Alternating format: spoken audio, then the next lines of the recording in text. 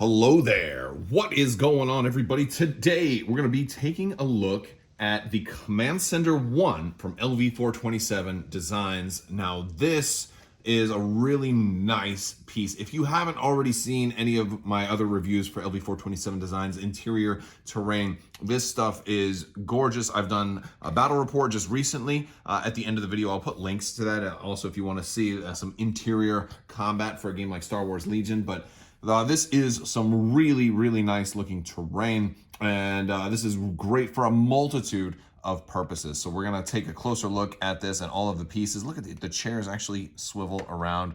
Like, this is really, like, they're raising the bar here. They really are. Also, before I get too deep into this, I do want to remind you guys there is another round of the giveaway going on right now. So if you'd like to win a $25 Amazon gift card, you just have to be a subscriber or leave a comment on this or one of my videos.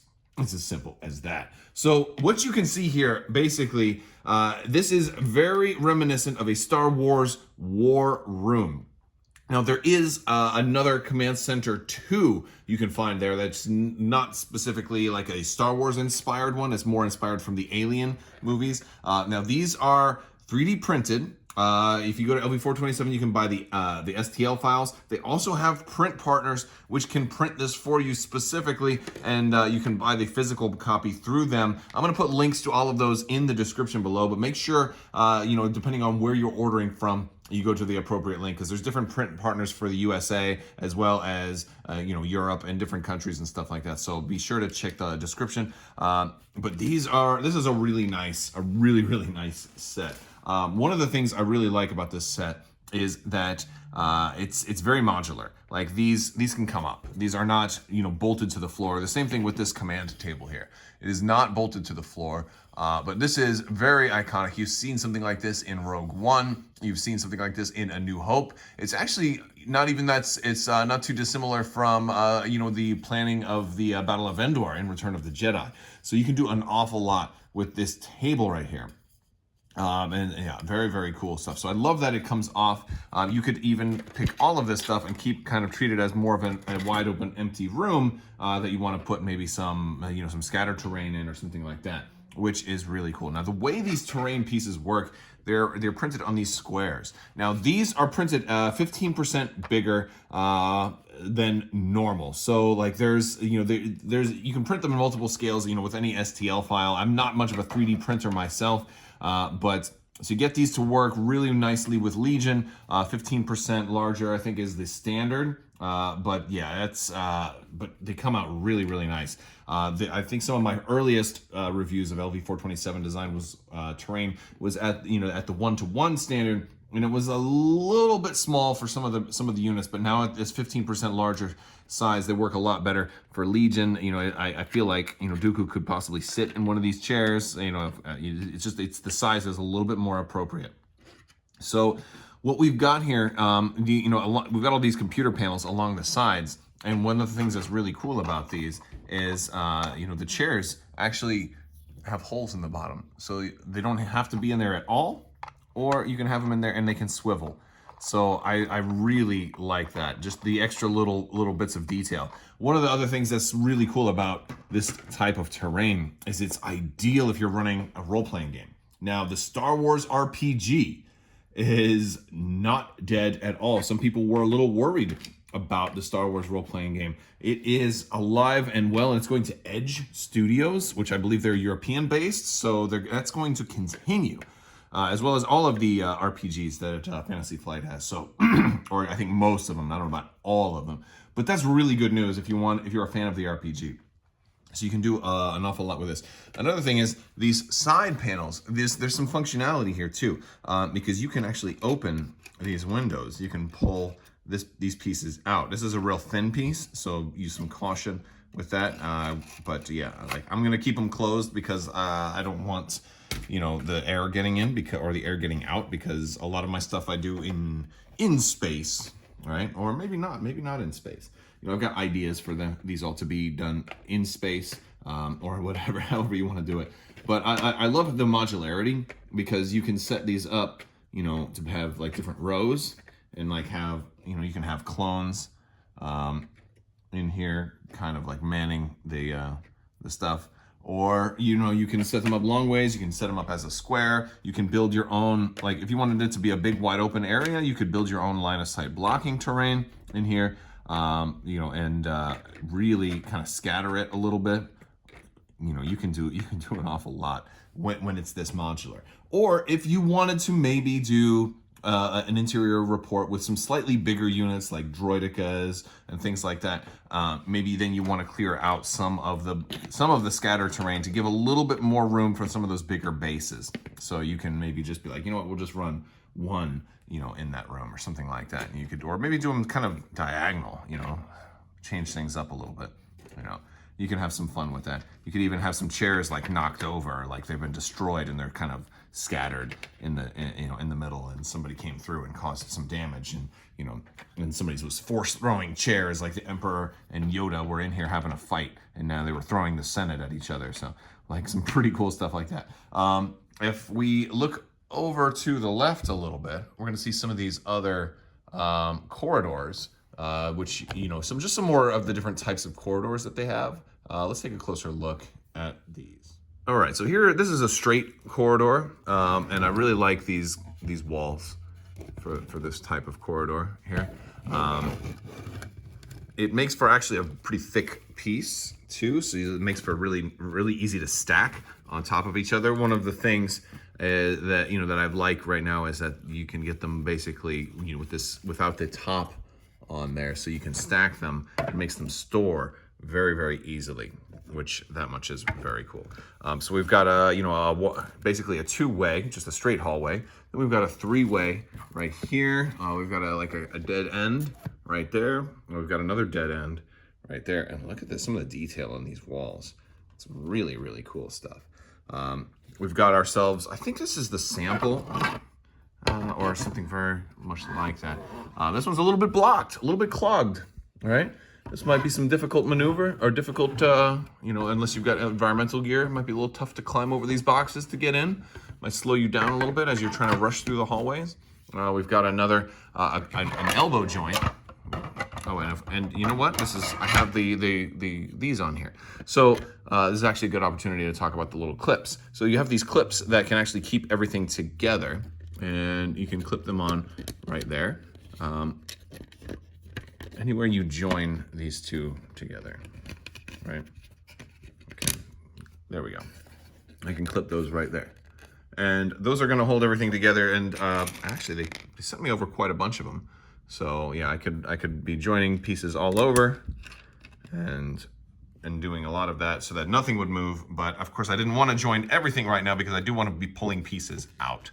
So let me take these off so I can show you everything. So yes, this one right here is the elbow joint, and I really like that one too because you know, of course, the more pieces you get and the more designs you get, the more you know, corridor schemes, and that, you know, you can eventually build a whole bunch of different types of setups. I actually just heard from somebody recently that left me a real nice comment saying that after watching my videos, they decided to order a whole 6x3 table worth of stuff. So, I mean, I've done a 3x3 battle report, but a 6x3 with something like this would be really fun. Although I will say, if you're running an interior battle, you may want to limit certain force powers to not work through walls. Because I ran Darth Vader's 1-pip card and picked somebody up, pulled them straight through a wall, you know, into a different corridor, separated them from their force, and that kind of ended the game a little bit prematurely. It was a little unfair. So, you know, like, but that's part of the experimenting and having fun with it. So, but I really do love the way that this scales with all of the terrain. Now, if you've got I got something else I want to show you guys also. If you've got you know, an Imperial bunker, and you were looking for maybe a way to get into a little base like this, you may have noticed, like in my interior battle report, I had an Imperial bunker I was using there, and I had to, you know, just kind of put some pieces to kind of homebrew my entryway into the larger base. So there's a new connection piece I want to show you guys. All right, so you've probably seen the Imperial bunker already. I'm gonna take the top off for the rest of this video. I really haven't painted mine up yet. I've had too many minis to paint, but basically the Imperial bunker kind of looks like this. It has this back part that you can take off, and one of the things is they said, hey, if you want to buy 2 Imperial bunkers, you can join them together. And while that sounds great, they're $80 for the Imperial bunker, so not all that great. And what they have come up with at LV427 is this piece right here, which is going to be 2 doors on this side to 1 on the other side. And they join together really, really nicely, like just like this. So I'm going to set these up next to the rest of the base here, and let's take a look at how that goes in. Looks pretty cool. Let's get a better angle on that. All right, we've got ourselves a better little angle. I have closed off the Imperial bunker here, and yeah, and then basically what you can see kind of like a bird's eye view of what it will be like, kind of looking into this connector piece as it adjoins to the rest of your base here. Now, one of the things that I really like, I had kind of suggested this too, that they make some of these pieces removable. So there are removable pieces that'll come with this. Now, if you go on and look at the STL files, you're gonna see these pieces kind of on the sides there or something like that. But having them removable is awfully convenient because this space is a little more narrow. So, you know, when you're trying to take a big, you know, unit through or something like that, you want to make sure you have room to get your whole unit in here and maybe out of the bunker. And so having these as scatter terrain, you know, maybe you just want one. Maybe, whoa, I don't want to be throwing them at each other, but maybe you just want one right there. And maybe you want to put the other one kind of in the hallway a little further down, you know, so that these droids have a harder time coming through, you know. Or, you know, honestly, if you're playing like inside and outside, maybe you want some of them outside, like right over here a little bit. You know, you have a lot of flexibility on how you want to do that. And I do think, you know, as we're looking at, you know, at stuff like an Imperial bunker, there's something to be said for, you know, decorating the outside as well, you know. Let me move some of these around a little bit because I want to, there we go, I'm just going to slide everything back a little bit nice and carefully. But yeah, if we I mean, I like the idea of having some stuff set up out here so then you guys are, you know, trying to move in. This is what I do. I'm a grown man and I play with my toys, and I do it on camera so you guys can watch me play. You know, but it's fun. It's a living, right? I don't know if it's a living, but it's definitely a hobby. That's why I do it out in the garage so my wife doesn't have to watch me, but she'll probably see it eventually. All right, but yeah. So no, I just love having the flexibility of having you know, some of the scatter terrain pieces, you know, basically removable. So very cool. This is basically what you're going to be getting with that connector piece. A pretty, you know, universal room because, you know, again, sometimes you'll want to use this for maybe an RPG and you'll want it to be a little bit more cluttered. Sometimes you want to use it for more of a, you know, you want more room because you're running droids or something like that, and you want, you know, you've got 8 minis in a single unit that you need to have room to keep them all together. So I really like that flexibility. And I like how this all fits together right there. Very, very nice. All right, you guys, that is the Command Center 1 and a couple more pieces of LV427. I love this stuff. You know, I really, especially the bunker joiner piece right here. It's awesome. But yeah, like this is hitting my sweet spots as far as things that are, you know, just completely adjustable, being able to move things around, configure them however you want. It is really, really fun.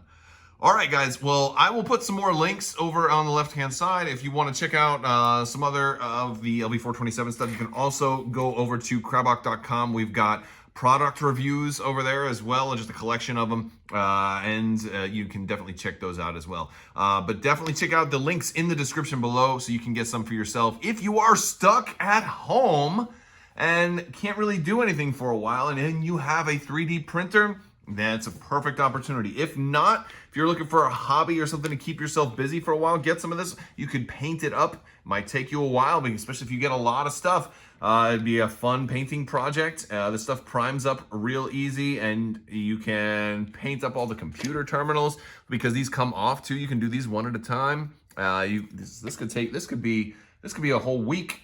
This could take you a month depending on your level of attention to detail. So this could be definitely a project to keep you busy during a time of isolation that we tend to find ourselves in right now. So be sure to check out those links. Let them know. Let me know what you guys think down in the comments below. I always love to hear from you guys. All right, that's all I've got. Big thanks to LV427-designs. Big thanks to the printing partners they have for doing these amazing prints.